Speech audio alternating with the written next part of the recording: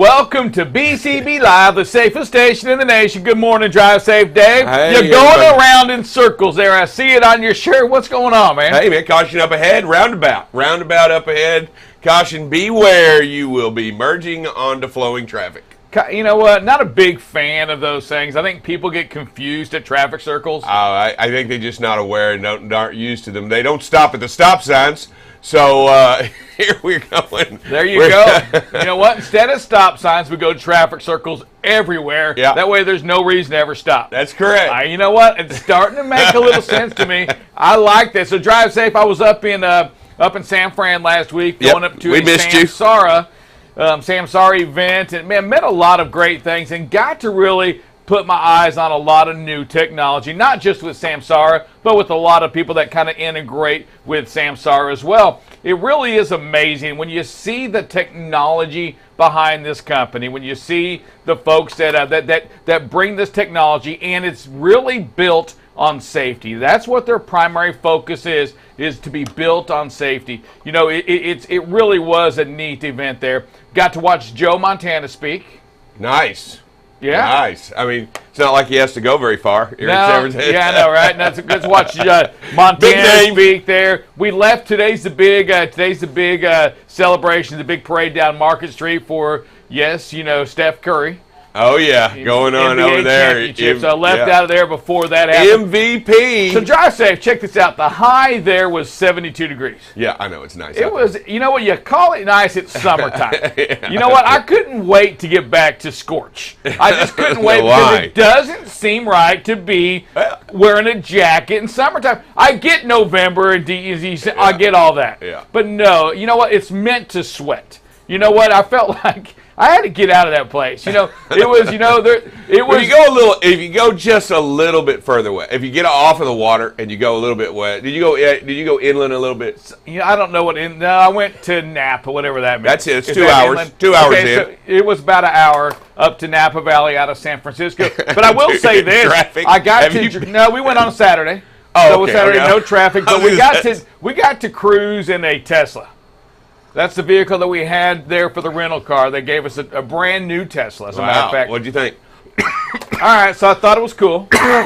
You know, space age. Let me tell you something. It's not a vehicle you just get in and drive. You know, you don't know how. I had to get I had to get help to open the door. I couldn't open the door. Oh yeah. I didn't know how to open the door. Then I couldn't figure out how to start the car. Oh yeah. You know, all of the little things, the important things like that. GPS. I mean, this thing had everything, and I couldn't use anything. And it had a TV screen the size of a 52 yes, inch. It was crazy. But let me tell you, that sucker can move. Oh, yeah. You hit the accelerator. I mean, it goes from, you know, I don't speed, so it goes from 0 to 55 pretty quick. Yes, it does. I don't know what it does after 55 because I don't speed. Not a big believer in that. Want to encourage you also to go the speed limit when you're out there. But Dave, the thing, it would go, and then when you took your foot off the brake, it like wants to stop, right? Yeah. It's not like a normal vehicle where it's still kind of the engine's rear. It coaster. has a frunk. It does have a front. There's no engine. Yeah, there's no engine compartment in the front. Yeah, I didn't know what that was. He goes, "Hey, we got a front too." Like, what? What is that? Where's the engine? British call it a boot, but okay. Where is it? Just batteries? It is batteries. It's batteries and a gear. It's not. What is so sophisticated about it then?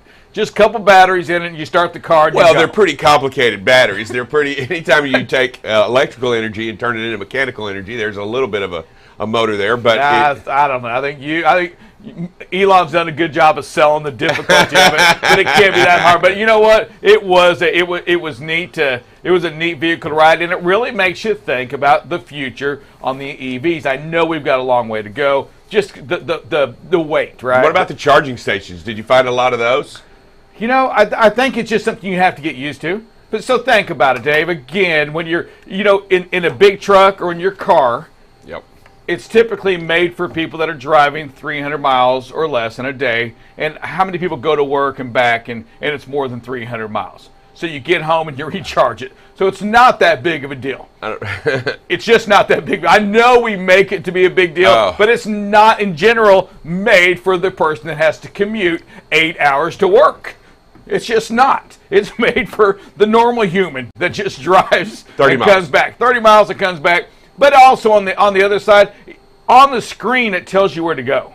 It I does. mean, it has all the places yeah, yeah. where to go, and so we were down to like 50%, and we went to like a mall or something like that for 20 minutes, and it came back was 95% charge. So not a big complaint on that. I mean, it really wasn't a big inconvenience for me that day. Well, you're on vacation. Yeah, I just wasn't a big inconvenience, but I can see it. But yeah, again, it was pretty impressive. The whole thing was impressive. I'll just tell you that. I was impressed with that. Let me tell you. Are you getting one? I'm not going to get one.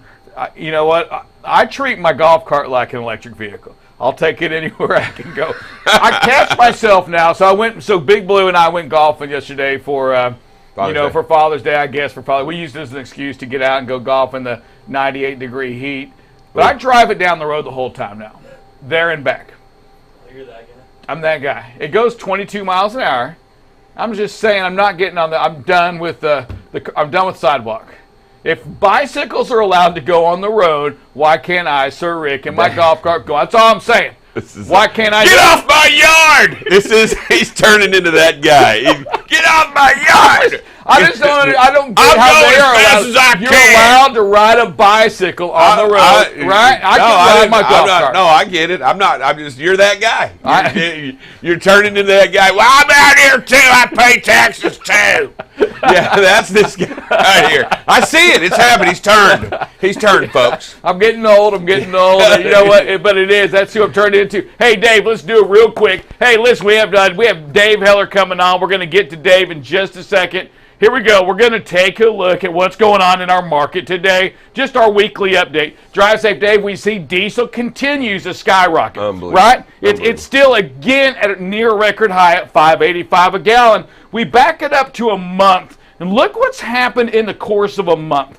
We go back, Drive Safe Dave, a year ago, right? This is a year ago, and look at that. At $3.45-ish, up to $5.85 in a year. It is really crazy what's happening on the diesel side. Absolutely. This right here is probably 2%. This right here is 2% of the rate of inflation right here alone. Agree 100%. And you think about those folks, and we talked about this last week, and I don't think there's that we spend enough time talking about what this means is that, not only are you paying for that increased price at the pump. Absolutely. Right? Then you have to pay for the trucking companies, the diesel, to get that product to you at, again, a record high. Absolutely. Drive Safe Dave, it's unbelievable, that price of the diesel. All right, we're going to go back. We're going to look at the contract rates. These are the contract rates for the trucking companies where we sit at today. We're down to $2.77 a mile. So for the trucking companies, that means, the rates at one point, if we go back to just 3 months ago, we can see the rates were kind of up, we're up near that 285 mark, but they're hanging steady at 277. I don't expect the rates to go much under 270 to 275 a mile. Okay, I really think 275 is that magic number. If the rates get down to 260, we're in trouble as contract carriers. That means we're starting to compete with one another. I don't think we're going to get to that point, though. We go back and we look at that spot market freight. Those are the carriers that are out there living on the spot market, the smaller trucking companies. They're at $2.82 a gallon right now. But, Dave, we know that doesn't mean the same thing. $2.82, 80 cents of that's going to fuel alone. Agreed. So it's really closer to $2 plus fuel. This $2.82 that I'm showing you, that includes that's all in for them as well. That's right. So we see the rates definitely have came down from 3 months ago when they were at $3.60, $3.70 a mile, down to the $2.80. And unfortunately for the smaller carrier, that cost of diesel has also gone up significantly. We've just seen that today. Very painful. Very painful on that. Hey, Drive Safe, let's just keep looking at some of these other items here. And here we go. We're going to look at first the volume. Now, the volume before Memorial Day came in just at 13,000. That's kind of where we want it to hang out at. It went down like it does, shot straight up, went back down to 12.6 last week. Ended up the week at 12.8. Listen, if we can have it hang out in that range, we're going to be okay. We would love to get it back up to 13,000. I don't think it's going to happen. If we can balance somewhere between 12,000 and 500 shipments a day and 12.8, so let's just say. we're going to be okay. That's going to keep the rates steady where they are for the contract carriers. That's going to allow the carriers to keep taking that freight and to kind of control that market. And Dave, when I talk about controlling the market, here's what I'm talking about. Look at this rejection rate. This is going back 3 months ago. Rejections were at 20% 3 months ago. Okay, and 3 months ago, that carrier that lived on the spot market, your rates were also a lot higher. Yep. Okay, so freight was higher, rejections were higher, spot market freight's high as well. Now we come into today's market. 7.71 rejection rate. So 7.7 now, a low of, this is the lowest, it's got to be in a year, Dave.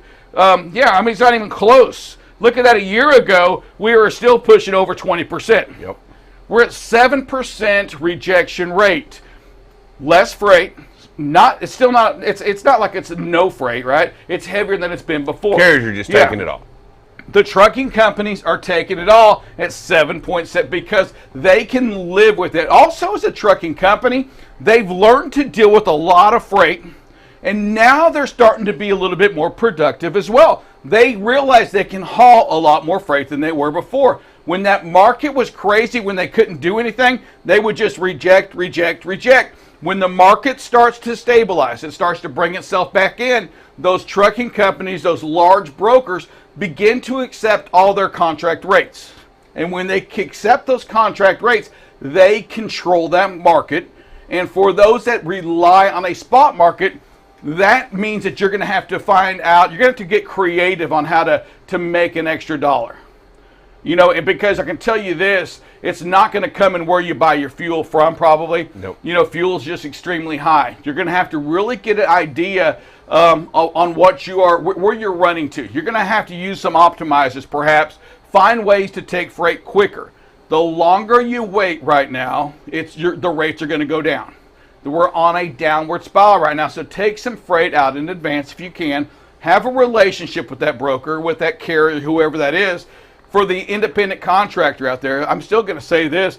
If you're running under your own authority, it may be time for you to get out of that. It may be time for you to go Shelter. find to find a larger carrier to lease on to run under their authority. Okay, and I'm going to say this. Make sure that carrier's safe. Make sure they have a good fuel program in place for you. Make sure they have freight. Okay, and Dave, before we move out of this thing here, what we don't want the independent contractor to do when you go to this model is get sucked in on the percent. 80%. We're paying you 80%. You know, that's all fine and dandy. The important question is 80% of what? We've said that before. What does that number mean? You know what? Sometimes you look at these times, and unfortunately, Dave, we run across situations where they go, well, I'm going to go over here because they're 80%. You're only paying 75%. Yeah, when it was up high, when the rates were higher, everything was higher. 80% was fantastic. 70% was awesome. Yep. But now that the rates have gone down, everything's moving downward. 70% of a lot less money is not that much money. Yeah, and so for you've got to ask of what. Don't get sucked in on the percent. Don't hear 80% and think that's more than 70.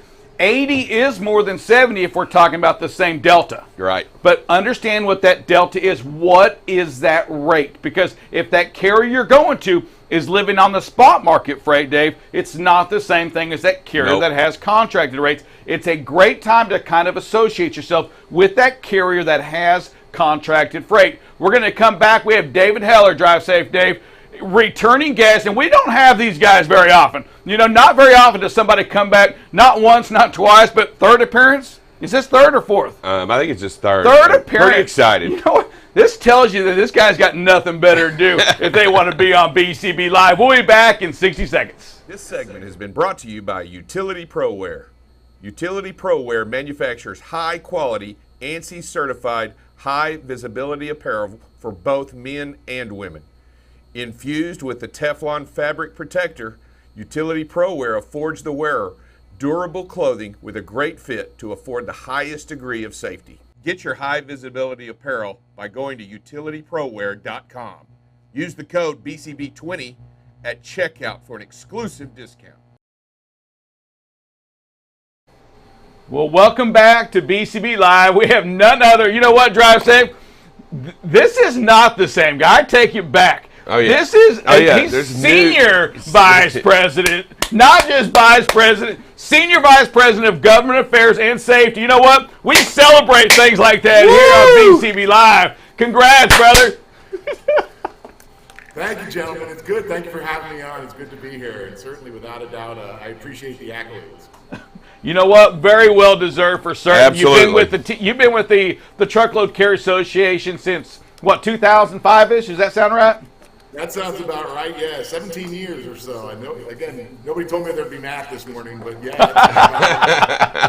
Hey, so let's just get into that. So you began in 2005. We'll just go with that. You know, what's changed for you since, say, when you walked into where you are today as senior vice president? And seriously, congratulations on that. Thank you.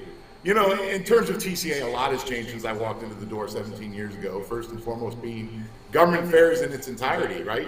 Years ago, we stayed in our lane, very rarely went down on Capitol Hill, and nowadays I'm down there talking with congressmen, senators, or representatives, talking about the issues that affect the truckload segment of the industry. So that's done a whole 180, if you will, bringing government affairs to TCA and making sure the truckload voice is heard on issues like parking, infrastructure, direct alcohol testing, hours of service, and just generally making the life of the professional truck driver better is what we try to ring in on. So it's been a great 17 years without a doubt. I've certainly, loved everything I do for the industry, getting the chance. I know you guys make a joke coming on here. This is my third time coming on, and I guess I'm a glutton for punishment, but at the same point. Yeah, well-deserved, too. That's also well-deserved. Hey, you hold the record. You know what? We got a plaque up here with your name on it. You know, holds the record for returning guest. Yeah, good stuff. I'm just going to have to keep coming, so I hold that record. Okay, so let's talk about it. Let's talk about Capitol Hill. A lot's going on.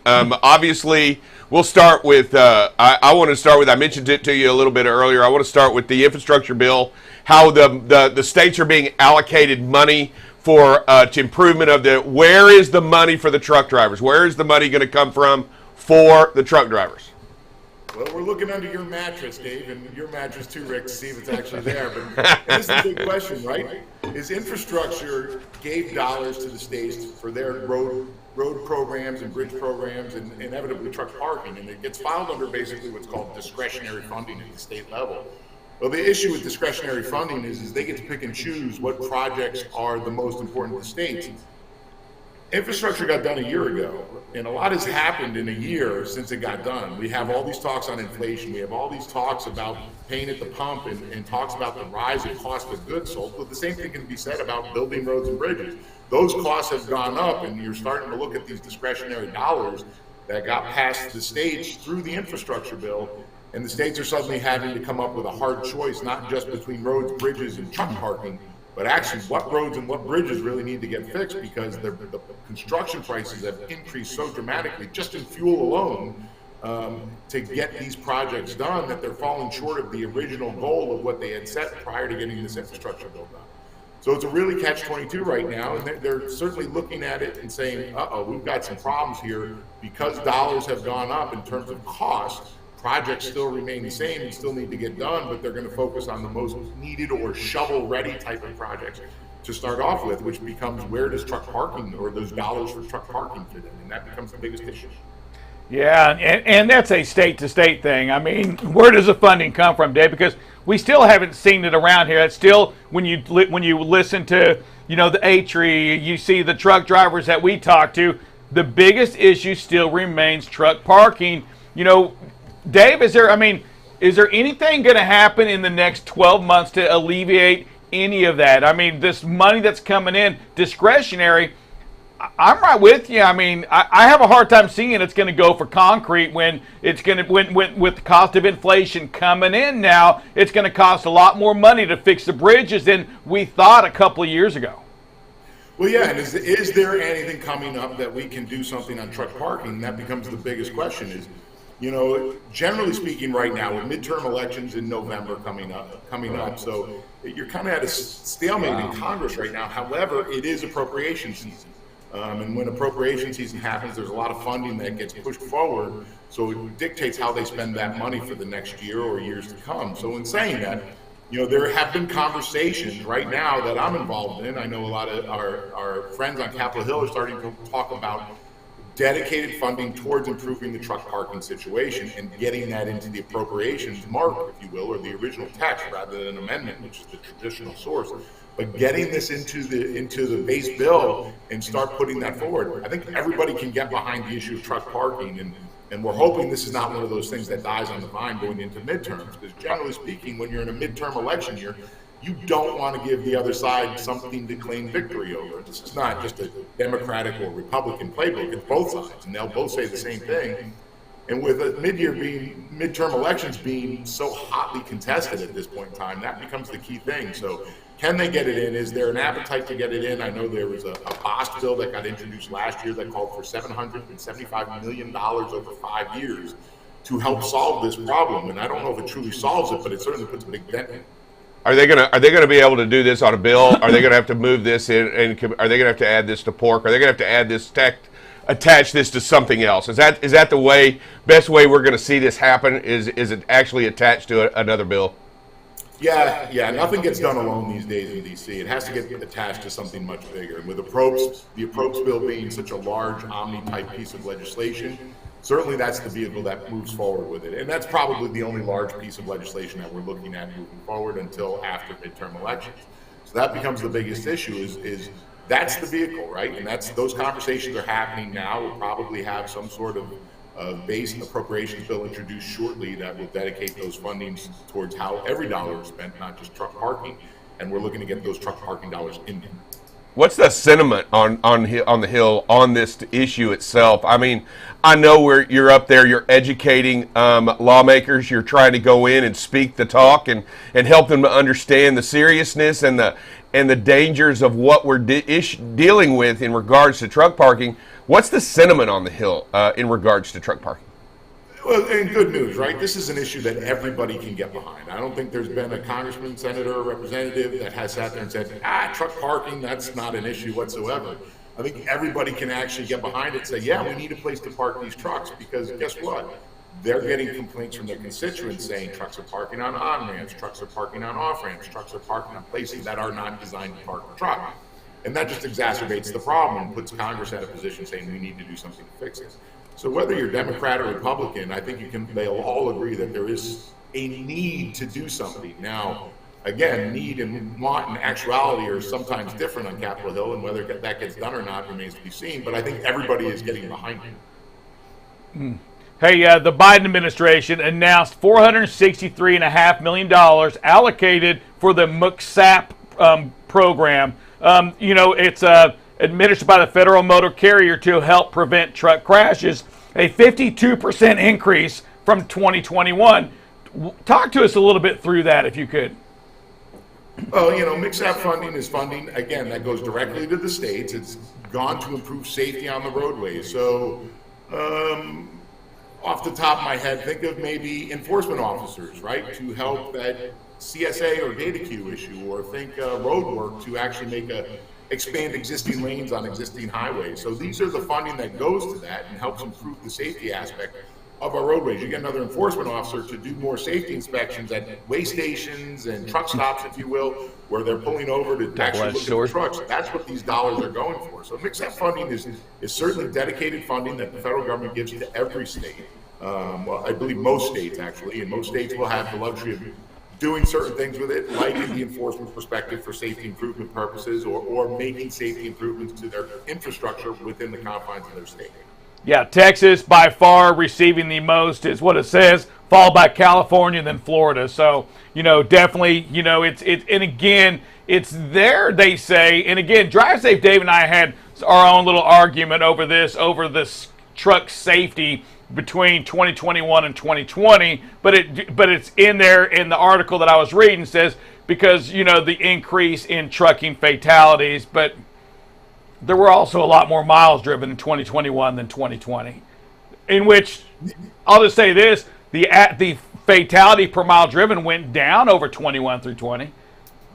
Yeah, and certainly it's one of those things that we as an industry have to acknowledge and look into. And I know myself, I have conversations with carriers on a daily basis about their dedication to improving their safety numbers. And these are carriers that are already viewed as the safest carriers in the country.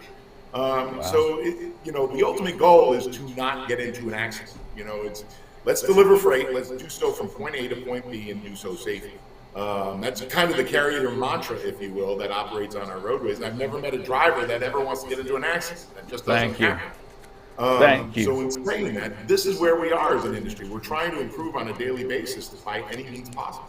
And let's add to that. I'm just curious. I know here in Texas we helped tort reform here in the state of Texas in regards to litigation. I'm just wondering, federally, on a federal level up there on the Hill, are you hearing any movement towards tort reform in regards to these nuclear verdicts or anything like that?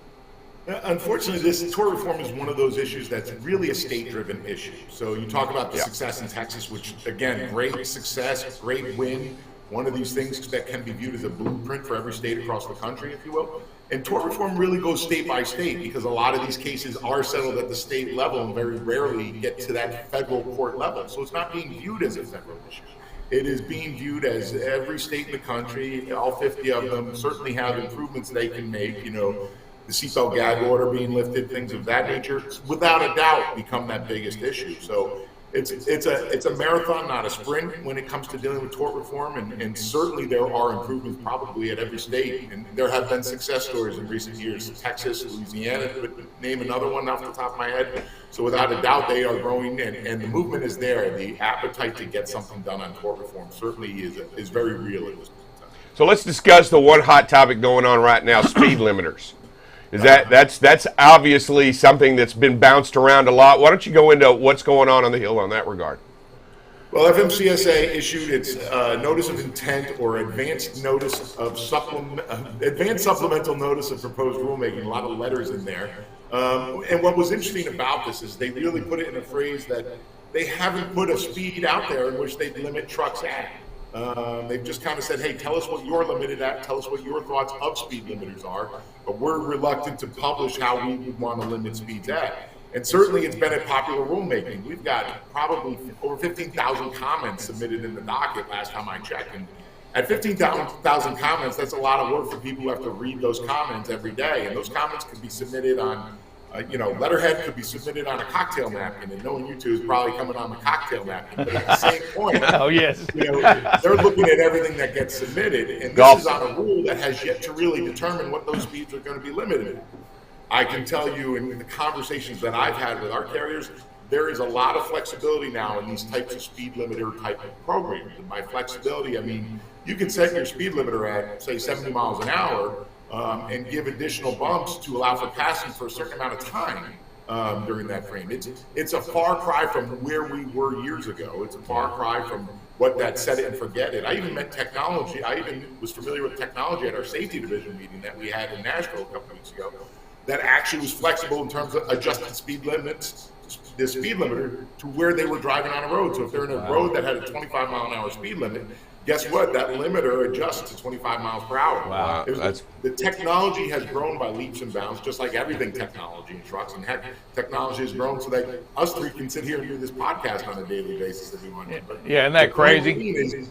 This is where it's at. There's so much flexibility built into these types of programs nowadays that the federal government has the unenviable position of reading 15,000 plus comments and trying to figure out for its supplemental notice of proposed rulemaking about what they want to limit speeds at. So this is our first round. There's going to be another round of language that they're going to hit the Federal Register, and people are going to comment on those until we actually get a final rule. So again, this is not going to be done tomorrow. This will be done months, maybe years from now, but certainly one of those aspects that they're kicking the tires on. I know that the speed limiters that in general it's meant for a safety aspect on that. However, with fuel, with diesel, the price that it is today, I think it makes carriers, small and large, look at it a little different as well. I'm curious to see, what are your thoughts? You think some philosophies, some thought process will change from when we first started this, the comment section to the next comment section with the price of diesel staying at $5.85, $5.90 a gallon. Yeah, the fuel savings always creeps into this discussion, and with that fuel savings always is going to be, well, does FMCSA really have authority over getting trucks to save on fuel? Isn't that really an EPA thing? And that becomes that big question. And that's the thing, that was one of the side benefits when speed limiters first came out, is they've long been viewed as a safety improvement piece of technology. And then when fuel creeps up, all of a sudden they say, oh, it's a fuel cost savings piece of technology instead. So that becomes the big question. Rick, I'm like you. I don't drive over 55 miles an hour, so I get the old okay. gas all the time. You said that with a straight face. They're just a couple of law-abiding citizens driving safe, Dave. Yeah, I said that with a straight face. So this kind of is like, you just sit there and, that's where it's at, and speed limiters certainly play a role in fuel cost savings. There's no doubt about that. It's been proven time and time again. But certainly at this point in time, it's being viewed as a speed limiting device and a safety improvement device. I think we've covered a lot of things going on the Hill. Is there anything that y'all are actively working on other than what we've already discussed that you may want to bring up and mention to us up there that we might be interested in or might want to know about that we have not yet discussed?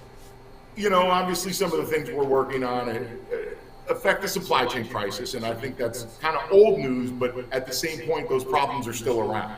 We're working on issues or encouraging communication between shipper, carrier, customer, if you will, so that they can get the trucks in and out and moving in a timely fashion. We continue to talk on flexibility on hours of service. You've got a professional truck driver that is averaging about 6.5 hours of drive time per day, of which probably an hour of that is actively looking for safe and secure truck parking. So they're really not advancing the load in some of those hours that are attributed to the drive time. So what are we doing as a nation, as an industry, to, number one, make the professional lives of the truck driver easier, and number two, giving them more flexibility to deal with the problems they have on a daily basis. So we're always having those conversations on Capitol Hill and at FMCSA. We'll continue to do so. Truck parking is certainly, that's that number one issue, I think, that you guys brought up. It's that number one issue for the professional truck driver out there. It certainly becomes our number one issue and one of the things that we need to talk about. Drug and alcohol testing, obviously we still want to go down that road. We've got a proposal on oral fluid testing. We certainly need to get hair testing into the mix, without a doubt, because there's just no room for that on our highways. And this becomes one of those issues of what can we do as an industry to make us safer, and that becomes one of those things. So there's kind of kicking the can and working on a lot of issues right now. It keeps us busy. You think there'd be a summer slowdown? There's not. I've got no time to go get my beach tan or play golf like you guys have, so it just kind of sits there, and I'm working on a daily basis. Oh, man, well, we love it. Hey, Dave, from the Trucking Association, I want to tell you from trucking companies, from you out there representing truck drivers, hey, we appreciate what you do. It's so important that you continue to do that. You have our support. We need you up there, pressing us along to remind them about what we do, to find ways to make us more efficient, to keep us a little bit safer out there. Hey, keep doing what you're doing, and sincerely, from us to you, we appreciate you and need you doing that every day. Absolutely. It's only the squeaky wheel truly gets the grease, and as long as you're up there doing the talking and bringing attention to the industry and our trade and what we do out here, it's going to make a difference in the long run. And if you're not up there doing the talk that needs to be talked, they're going to forget about you 100% of the time. All right. Dave, you got to end us with your name, and you're watching BCB Live, the safest station in the nation, as we celebrate your promotion one more time. Oh, it's hanging frozen.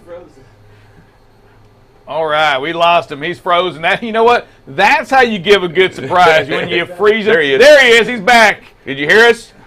I didn't. I froze up. I don't know what happened. Here, you know what? We're going to do it again. All right. Hey, end it with your name. You're watching BCB. Obviously, your new title as we celebrate it right here. One more time. Your new title, and you're watching BCB Live, the safest station in the nation. This is Dave Heller, Senior Vice President of Safety and Government Affairs for the Truckload Carriers Association, and you're watching BCB Live, the safest station in the nation. All right. Amazing. Every time. Love you, brother. Thank you. Take care of yourself. Thanks, gentlemen. I appreciate it. All right, drive safe, Dave. Again, it's always good to have that inside information. Yeah, right?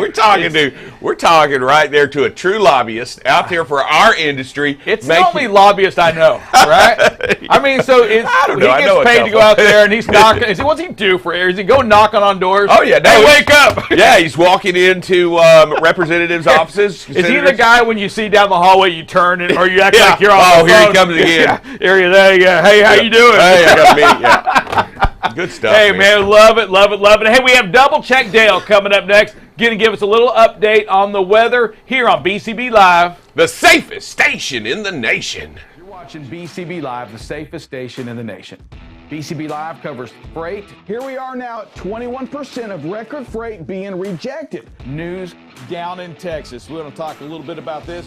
We had another $1.5 million seizure. If ever there's a time to do a pre or post trip, it's if you're doing something wrong. Weather, traffic. Hey, good morning, everybody. Welcome to some traffic and weather with Buckle Up Bob. You can kind of see where the visibility can be compromised a little bit. Again, right where that rain is. And most importantly, safety. One of the things that we must do is make sure that safety is the number one thing that we focus on. Going into an intersection, yellow is not the way. That's to clear an intersection, not to enter an intersection. Tune in weekdays from 7 a.m. to 8 a.m. Central Standard Time. You can watch BCB Live through LinkedIn, YouTube, or Facebook.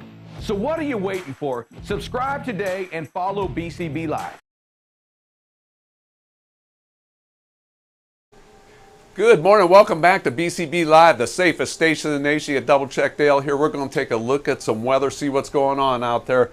Currently, not a lot going on with the winds. That's where we're going to start this morning. You can see a little bit of winds building up through the Oklahoma Panhandle, western Kansas, central Nebraska, up in the Dakotas, a little bit going on there. As the day progresses, those winds do get a little bit stronger. So if you're in western Kansas afternoon, I-70, 80 going across Nebraska, North Platte, you're going to see some stronger winds with some stronger gusts going on. And so be aware of those by this evening. That's 7 o'clock this evening. North Platte, gusts to 46 miles an hour. If you're up in Mitchell, South Dakota, 40 miles an hour.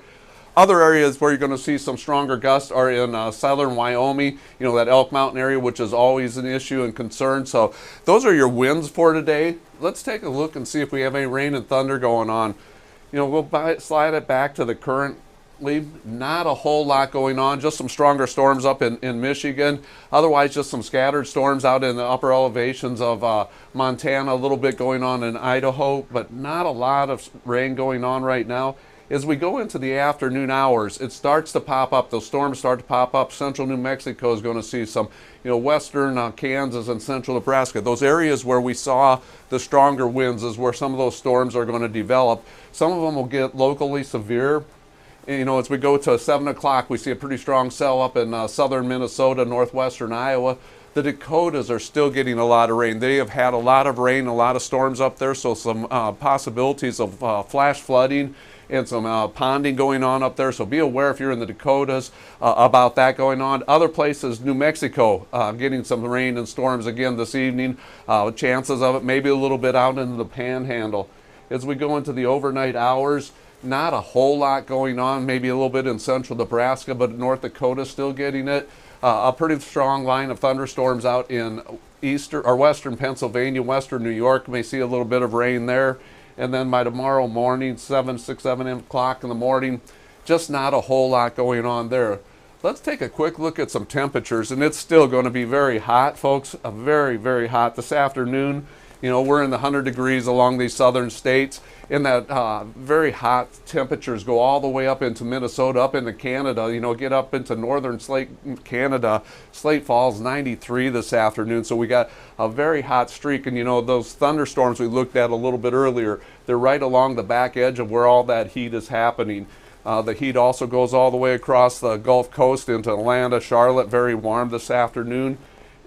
We look at the temperatures overnight, and at 10 o'clock tonight, Dallas is still 90 degrees, Oklahoma City 85, Omaha 88. So very hot temperatures. They're sticking around for a while, and we're not cooling off overnight. And again, along those hotter edge where you're seeing those temperatures, the hot temperatures, that's where you're also seeing those thunderstorms. So be aware of that.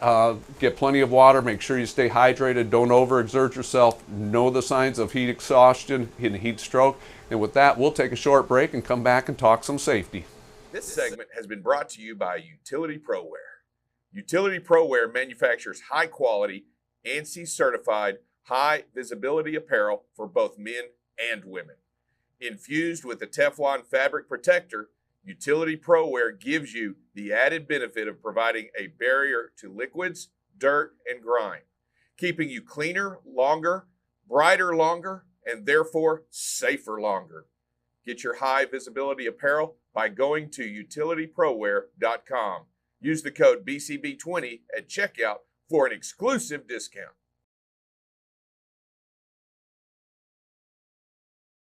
All right, welcome back to BCB Live, the safest station in the nation. Folks, there's a party going on in this place in here. I saw it. I mean, there is a party going on, and it's a safety party. We're celebrating. You know what? It's a safety party. It is. You got a problem with that? It's a party about safety. Come on, Bubba. Look at this stuff. It's hanging down. It is a safety party. This office officially has been safety struck. Yeah, we're going to have to do a dance-off here in a minute. Uh-oh. Sounds like you got the music dialed up. Not yet, but we're going to have to talk about a dance-off. All right, before we get into that dance-off, let's talk a little bit of safety. Let's talk a little bit of safety. We're going to talk about distracted driving. And, of course, when we talk about distracted driving, the first topic that always comes up is texting. It's the number one cause of distracted driving. In reality, it should be called impaired driving because, texting and driving shows that it's the same, you have the same consequences if you have an alcohol content of 0.08. And so that's really impaired driving. What happens is we lose focus when we text. We're looking down for 5 seconds at a time on average, and you go well over a football field's length in that time. So if that car in front of you, that vehicle in front of you stops while you're looking down and you look up, you don't have time to react. And so it's really about impaired driving. So we got to take this texting seriously and put the phones down. Don't text and drive. And that texting, it to me, it goes into all things, not just texting. That looking at Zoom, looking at all different types of stuff going on there. Not Zoom, but everything on your, Facebook and all these other message boards that you have. Anything that distracts you with that phone, well, it makes it dangerous. Yeah, if you find yourself wanting to swipe right on the road, listen, just pull over and do that. Don't do that while it only takes a second, you think, but you have to look down on your phone. Absolutely. And what if you swipe right on the wrong person? That's all I got to say. It's not worth it. Don't let that distraction hook you up with the date you'll never forget either. Wow. I'm just, what I'm saying? Sometimes you got to dig a little deeper into that and make personal to the person. Find the right time to do that. Yes. That you can dedicate to that. Put the glasses on, pull over the side of the road, get a good look, because sometimes you should swipe left. That's all I got to say. Sometimes. That's all I got to say. Sometimes you got to do it. Producer, can we look at some videos? First video we got is called Your Daily Close-Up. All right. You know what? Had a feeling this is what it's going to look like. Yeah, that's right. Too close, right? About a half second back is what we are. We're not gaining anything by following this close. We're putting ourselves in a very dangerous situation. We've taken away the big picture. We really can't see what's going on ahead of the truck in front of us, along with this camper pulling, a Jeep. And so just a very dangerous situation we put ourselves in. And here's the thing, though, is that, here's what we know, is that the technology on this tractor, and the reason why we know this is because we can see what it is. It has the speed, so we know that this one right here is a Samsara camera being utilized that probably has coaching. So the coaching's reminding the driver driving the vehicle, perhaps you're too close, or it should be at least, right? Is it doing that? I really wonder, because Drive Safe Dave, if it's telling you you're following too close and you continue doing it, I mean, it doesn't even make sense.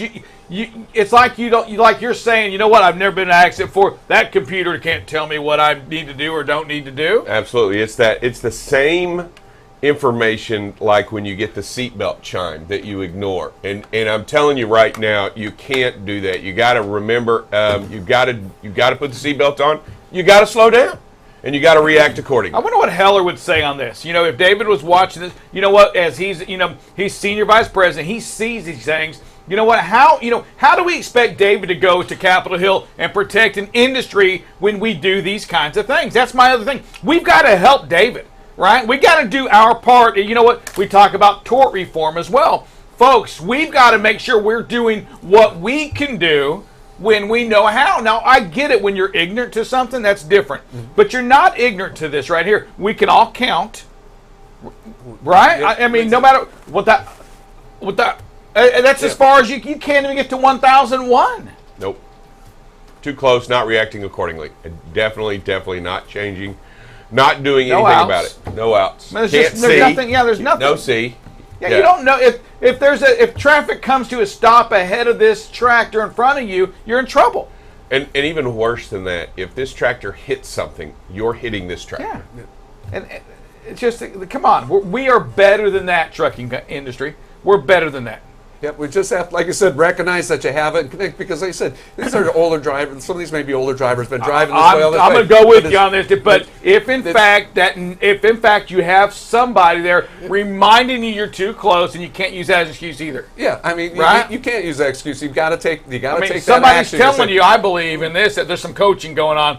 It should be telling somebody to back up. Absolutely. And as long as we can hear it, Yep. as long as we haven't muted that, or we haven't made ourselves tone deaf to that, right? Then we should know to back up. And it's not just the LDs. The vehicles themselves now warn. I mean, everything about the technology in and of itself. Yeah, and you can count again, even if you do it the old-fashioned way of counting. Yeah, absolutely. I mean, that's the safest way. That's the best way, because you're in control of what you're doing, and when this is going off, it already is telling you're too close. When you're counting, you're in a preemptive state, so you want to be preemptive and react accordingly. Next video we got is called "Knock the Speed Down and Gain Some Space." Here's one where we see, we start out too close, and we got to just knock that speed down and gain some space. I think we see it slow down a little bit here, but we don't do it fast enough. There we go. There's the space, and so it's about reacting. That's what we were talking about the last one. When you know you're too close, when you're getting coached, when you're counting out loud, and you recognize that moment, hey, I'm too close. I gotta knock that speed down. I gotta back this off. And although, so I'm a fan of this one here, because somehow something told this driver in this video to slow down. You can see them slow from 52, 53 down to 46. And now maybe that gives us enough, space. We can't tell now, but look at the distance that he just, that was just created there. That's what we're talking about, right? Recognizing when you're in an unsafe situation and allowing yourself to get back in the safe situation. 100%. And then when we knock that speed down, it decreases our stopping distance, because we don't have to stop from as high a speed. So just a lot of good things happen when we increase that space and knock that speed down. Good job. This next video is called "Hard Break, Not Bad, Kept the Distance." We see a lot going on, a lot of traffic going on, some flashing lights ahead and everything. And the driver does a nice job of recognizing that the traffic's coming to a stop in front of him. Doesn't try jumping into what could be the faster lane over to the right or anything. Just does a nice job of controlling the vehicle, keeping the space in front of him. So just want to shout out to this driver. Great job. Appreciate sending this type of video in. You know what? This driver's got safety on their mind, because in their reflection right there, you see a safety vest. And that's what I'm talking about. You know what? Sir Rick, certified driver right here. Great job out there. Next we got "Too Close, Too Fast." It's kind of like the very first video we showed. We're just too close and we're just going too fast. Actually gaining a little bit here. We're seeing the brake lights coming on. And so it just kind of shows you what it takes when we see that, the reaction time, because we saw the brake lights before we see the speed start to decrease. And so it's that reaction time, folks. That's why we say, the 2, 3, 4 seconds that we need to have, because it takes so long for us to react, for the brakes to come on, for the slowing to start. Hey, Dale, as a safety professional, safety manager, safety director, I mean, when you've had this conversation with this driver 2, 3, or 4 times, I mean, what's next? I mean, how many conversations do you have a driver that has this habit right here? I mean, I know you want to educate them, you show them these things, but if in fact you've had 2, 3, let's call it 4 conversations with them, I mean, how many, or does it ever get to 4? Well, I mean, one of the things you can do is if it's a frequency, if we're seeing this over and over, the calls come a lot quicker. And that's where you start saying, hey, we're going to bring you in the office. We're going to let you take a look at these. We want you to sit down with us and watch this type of video so you can really see what we're talking about. And so we can try to educate you a little bit more and say, hey, guys, we're not making this up. Maybe have them count it out loud when they're sitting in the office with us so we get that feel that, that, guys, this is serious stuff right here. If we don't take this serious, we're going to end up in a bad accident. And, the potential is there for it. Yeah, to the truck driver out there as well that may be watching this for the very first time, when you continue to do the same thing, you're not giving your trucking company anything to fight for. When an accident eventually happens, and it may not even be you, right? They got into that. Maybe it's another driver that did this, but they go back and maybe they review some of these films right here of you driving. They like, look, it's a habit that happens in this entire company. Or if you do get in that accident, no matter what it is, they go back and look at how you've been driving. And you know what? To the trucking company, Dale, how do you protect the company if this is, say, the 8th or 9th time of watching this video, say in a month? Well, how to protect them is by having those conversations, by making sure that we're seeing the improvements by them, and if we're not seeing the improvements, taking further action with them. Depending on what it is and the driver, we have to continue to have that interaction with the driver and make sure that we're taking those corrective actions, make sure that we're getting better, make sure that, if something happens, we can show where we've talked to the driver, where we've seen some improvement. Do you deal with any of the software like we see here? Here's a Samsara, another Samsara one.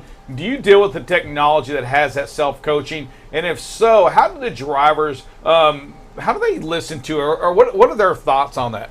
It varies, because you have the drivers that take safety very, very seriously, and those are, those are the ones you see very seldom on this type of thing. And then you have the other drivers that say, I've been driving for 30, 40 years, I know what I'm doing out there. They don't take it, and I don't want to say as seriously, but they don't believe it as much. They don't believe it as much because I've got 30 years experience behind it.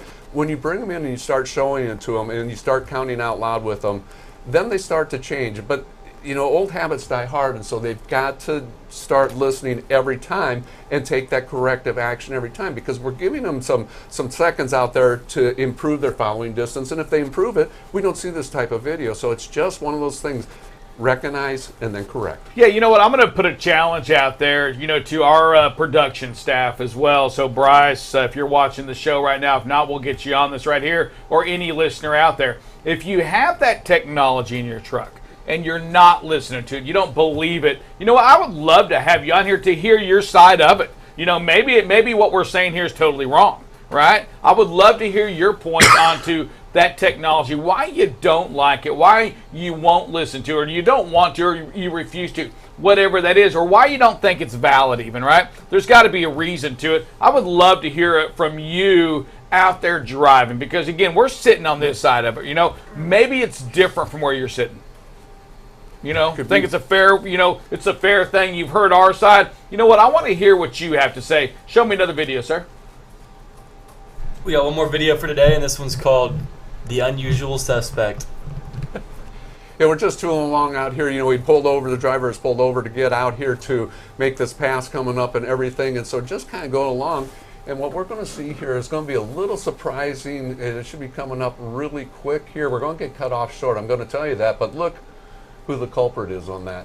I mean, this is something that you don't expect to see as law enforcement to come along and cut you short off like that. And I mean, they really cut this driver short. Driver couldn't get the unit number off it, because otherwise we'd be calling it, because there's no place for this. It doesn't matter if it's a four-wheeler, it doesn't matter if it's a big truck, doesn't matter if it's enforcement. We don't need to be cutting other vehicles off short. All right, so a couple questions on this. I know we have a few minutes left. You can just take it off the camera now and bring it back to us, producer. So I'll ask you both. So the driver is in the left lane in this video right here, and it appears that perhaps he's in a passing that he shouldn't be in. That's correct. Right. So that's the thing there. I'm not even talking about the police officer. However, here's my next thing: is that on our show, one thing that we continue to tell everybody is get in the left-hand lane. I want you to go back to that video. How far back is he from the vehicle in front of him? you know, our truck, you know, the truck that we're seeing right here with the video on it, how far back is he from the big truck in front of him? He's Give me a, just give me a count. Out loud, dude, so we can all hear it. sorry. Jesus. 1001, 1002, 1003, 1004, 1005, 1006. Gotcha. About 6 seconds. You know, we want about 4 seconds behind, right? But he's going to pass the vehicle. I mean, I'm thinking it's kind of a, you know, I know he's in the left lane, shouldn't be in there. He's got a couple seconds before we want him in the left lane, right? So he doesn't get too close to the vehicle in front of him. Right. It's just I think some of these things are fine lines, right? I'm not even talking about the police officer. No, you know, the that's DOT. not. That's not how you do it, ever. No, it's not how you do it. No, that's not how you do it. I know. Pull him over, give him a ticket. Or shake your finger Yeah. at him. You know, pull up next There to you him go. and shake your finger at him and say, move over or what have you. I understand what the officer was trying to tell, but that's the bad way to do it. I mean, that's just a bad way to do it. In fact, it just makes it dangerous, and he sets a bad precedent for everybody around him. You know, leading by example is necessary, but I'll tell you, you know, riding in the left-hand lane on a 2-lane road when you're open on the right, way out in the front, it is against the law, and you just got to make sure that you're doing everything that you can to abide by the law. But what happened here, I don't like. I don't like how it happened. Yeah. And we talk about that following distance, you know, 4 to 6 seconds at 65 miles an hour. And that's really what he was behind him. And so, I mean, there's that fine line of between when you're going out and passing. And if you watch the video, he is gaining on him, albeit very slow. But, I mean, we talk about governors or limiters on your truck. You know, if he has that truck pegged out, can't go any faster, can't pedal any faster. So, you know, he's making the speed and the space that he can. Yes, I mean, like I said, initially it looks like, you know, maybe we should be over in that other lane. But, you know, we're armchair quarterbacks on this one. So, again, I don't like the fact that enforcement or whoever it is, you know, cuts somebody off because it just leads to bad things and it can lead to aggressive driving. For certain, and I'm going to go to the aggressive side there. But again, that shows you the humanity of what we do, right? When we're behind the truck, you know, we all get a little impatient on that. We see the four-wheelers cut us off. Unfortunately, we saw, you know, a DOT officer cut us off here on this one, just the way you shouldn't do that. Boy, I'm telling you, it's hot outside. Tensions are hot. Traffic brings out, Dave, I'm going to say this, traffic brings out the worst of us, being on the road. Frustration. Yes, it does. It's like, why the heck is he in the left lane? And maybe I had the lights on and he wasn't looking at me ever. I don't know what that is. But again, you know, not the way we want to do it. We don't want a truck driver to do it to another driver. We don't want you, the four-wheeler, doing the same thing out there. It's just, boy, I didn't like that video at all. No, I don't. I would have pulled up in front and hit the light for a second and then moved on and then let the guy know that, hey, I'm paying attention to you and you paying. And I get it. He could have used his lights instead of the bumper, you know. But I tell you, you know, those are some crazy things going on out there. You're just going to have to deal with it, and you're going to have to make sure that you do everything that you can to be safe. Do everything that you can to ensure your safety and those around you. And even when it's thankless, we thank you for it. And even when nobody else recognizes you, we recognize you for it. And we want you to remember there are people watching, and there are people that need you to be safe out there on the road. Our dear Heavenly Father, we thank you again for this day. We ask you to watch over us, keep us safe, to keep us, you know, just to keep our minds open and free, and to just allow us to that vulnerability to love one another, to have patience, to forgive, for all of these things that are required on the road. Ask that you get these drivers back home. You be with folks like David Heller up there that are working things for us, our industry, that we get some of this parking passed, some of these productivity things passed, that you help us get these things through to make our industry just a little bit safer. Ask all this in your son's name. Amen. Thank you for watching BCB Live. We'll be on tomorrow.